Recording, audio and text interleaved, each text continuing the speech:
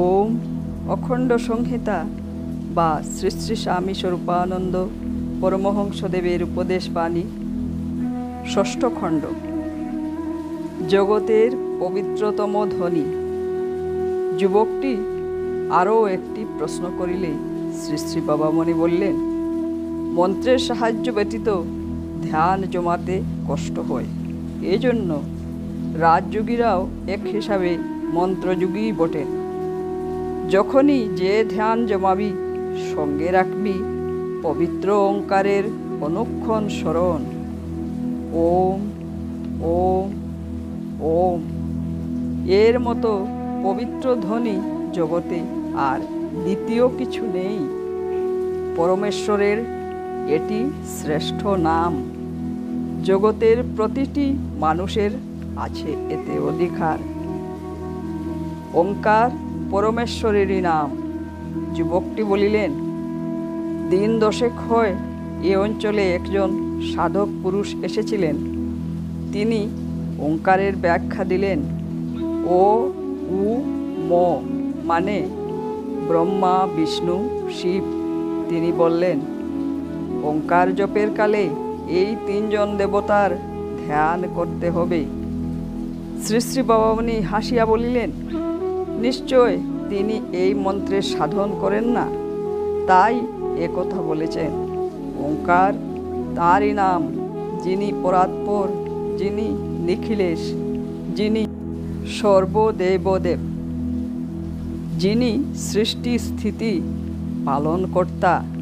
সুতরাং ওঙ্কার জপের কালে 3 জন দেবতার ধ্যান করার কোনো প্রয়োজন নেই।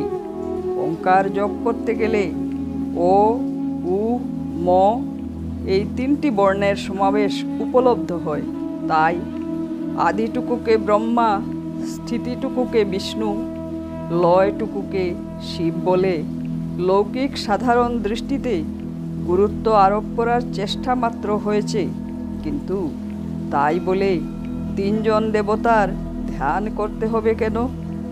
অপর কেউ যদি ওই রকম করেন তো করুন, তোমরা করো না। ওঙ্কার পরমেশ্বরের সর্বশ্রেষ্ঠ নাম, কোনো ক্ষুদ্রতর বস্তুর বা ব্যক্তির নাম নয়। একনিষ্ঠা। যুবক, কিন্তু সর্বব্যাপী পরমেশ্বরের ধ্যান যদি কেউ না করতে পারে, শ্রী শ্রী বাবামণি, সে একটি কল্পিত বা বাস্তব রূপকে তার ঈশ্বর সাধনের প্রতীকরূপে গ্রহণ করতে পারে। কিন্তু 3টে দেবতা কেন? মানুষই হোক আর দেবতাই হোক, ধ্যানই যদি করো তবে করবে একটি মাত্র রূপের। একটি অবলম্বনকে নিয়ে থাকার গুড়ামি যার নেই,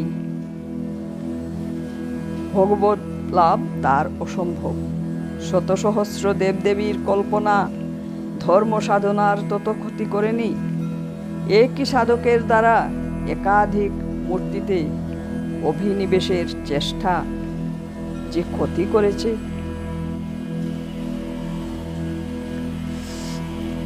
প্রতীক উপাসনা বনাম পৌত্তলিকতা। শ্রী শ্রী বাবামণি বললেন, সর্বব্যাপী পরমেশ্বরে মন মজাবার জন্য নামযুক্ত ও রূপাত্মক কোনো বস্তু বা বিষয়কে অবলম্বন স্বরূপে গ্রহণ করা ভারতীয় সাধন জীবনে অতি পুরাতন প্রথা। এই প্রথার যথেষ্ট উপযোগিতা আছে এবং আছে বলেই পৌত্তলিকতার বিরুদ্ধে ভারতবর্ষে আন্দোলন বারংবার হওয়া সত্ত্বেও প্রতীক উপাসনার পদ্ধতি লুপ্ত হয়নি, কিংবা হবেও না। কারণ পুত্তলিকার উপাসনা আর প্রতীক উপাসনা এক কথা নয়। পুত্তলিকাকেই পরমেশ্বর বলে জ্ঞান করে অর্চনা করার নাম পৌত্তলিকতা। কিন্তু অসীমকেই সসীম বলেই জেনে নিজ অনুভবলব্ধ তার অপূর্ব গুণাবলী সীমাবদ্ধ বস্তুতে বা বিষয়ে আরোপ করে সেই সীমাবদ্ধ বস্তুর সহায়তায় মনকে অসীম পরম সত্তায় সংলগ্ন করার চেষ্টাই হল প্রতীকোপাসনা। চিত্তের কোমল বৃত্তিগুলিকে পুষ্পাঞ্জলির মতো আরাধ্যের পায়ে অর্পণ করে যে ভক্তিমধুর ঈশ্বরোপাসনা, অসীমকে সসীম না করে তা করা অনেকের পক্ষেই সুকঠিন। তাই অসীমকে সসীম করে তার প্রতীক গ্রহণ করা হয়। প্রতীক গ্রহণের মানে হলো আমার সব কিছু স্নেহমধুর প্রীতিসুন্দর চিত্তভাব এই বিগ্রহটির মাঝ দিয়ে সেই অসীম অব্যক্ত অনাদি অনন্ত পরমেশ্বরকে দিচ্ছি। এই সীমাবদ্ধ প্রতীকটিকে দিচ্ছি না।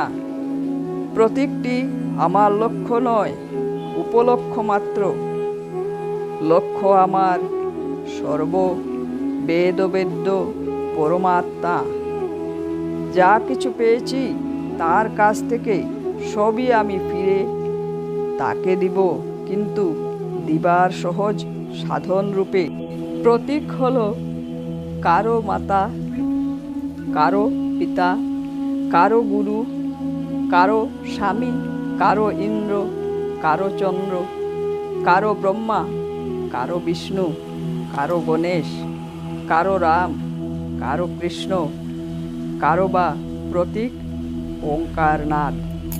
কিন্তু প্রতীক যাকে গ্রহণ করতে হয়েছে সে যদি একটি প্রতীক নিয়ে না থাকে, 10টি প্রতীকের পানে ছুটাছুটি করে, তাহলে কি করে যে সে ভগবানকে পাবে তা আমি বুঝতে পারি না। ওঙ্কার জপকালে রূপ ধ্যান। শ্রী শ্রী বাবামণি বললেন, যত নাম আর যত রূপ সবই এক একটা প্রতীক। একটা নাম হয়তো একটা নির্দিষ্ট রূপের সাজেস্টিভ স্মারক, একটা রূপ হয়তো বা নির্দিষ্ট নামের সাজেস্টিভ বা স্মারক। যেমন ক্লিং নাম কৃষ্ণরূপের সাজেস্টিভ বা স্মারক, কৃষ্ণরূপ ক্লিং নামের সাজেস্টিভ বা স্মারক। তন্ত্রসার খুললে দেখতে পাবে এইরকম কত কত নাম যাকে বীজ মন্ত্র বলা হয়, কত কত রূপের সাজেস্টিভ বা স্মারক। যে নাম কোনো নির্দিষ্ট রূপের সাজেস্টিভ বা স্মারক, সে নামকে এজন্য সাম্প্রদায়িক নাম বলতে পারো। কিন্তু ওঙ্কার কোনো নির্দিষ্ট রূপের সাজেস্টিভ বা স্মারক নয়।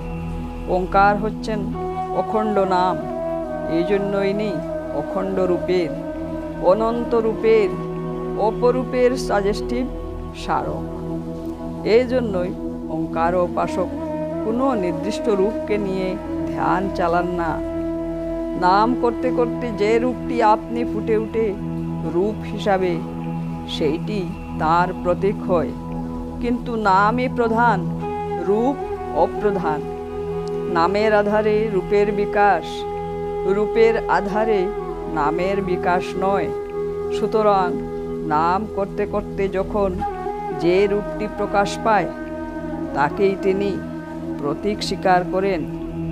কিন্তু রূপের প্রতীক তার যখনই যা হোক, একসঙ্গে 40 গণ্ডা প্রতীকের ধ্যান তিনি করেন না। হরি ওম।